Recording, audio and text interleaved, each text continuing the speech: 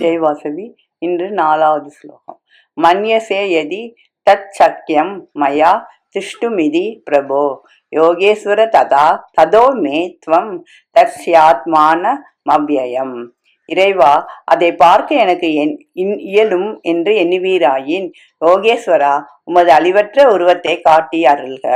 யோகத்துக்கும் யோகிகளுக்கும் தலைவன் யோகேஸ்வரன். படைத்தல், காத்தல், அழித்தல், மறைத்தல், அருளல் ஆகிய பஞ்ச கிருதியங்கட்கும் தலைவன் இறைவன். காட்சி அளித்தல் அல்லது அருளல் வேண்டுமென்று அர்ஜுனன் விண்ணப்பிக்கிறான். ஈஸ்வரனது விஸ்வரூபத்தை காண வேண்டும் என்பது அவன் விருப்பம். ஞான தரிசனம் கொடுத்தருள யோகேஸ்வரனுக்கு இயலும். தன்னுடைய தீர்மானத்துக்கு முக்கிய ஸ்தானம் தராது ஈஸ்வரனுடைய அனுகிரகத்துக்கு முதன்மை கொடுப்பது பக்தனுடைய இயல்பு.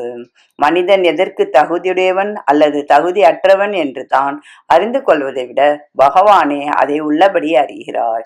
இங்க நம் அதனால் விண்ணப்பிக்க பெற்றதும் யானைக்கல்னை வழங்குதலும் மற்ற ஸ்லோகங்களில் பார்க்கலாம். நன்றி, வணக்கம். இப்படிக்கு லதாஸ்வரூபம் விருதாச்சலம்.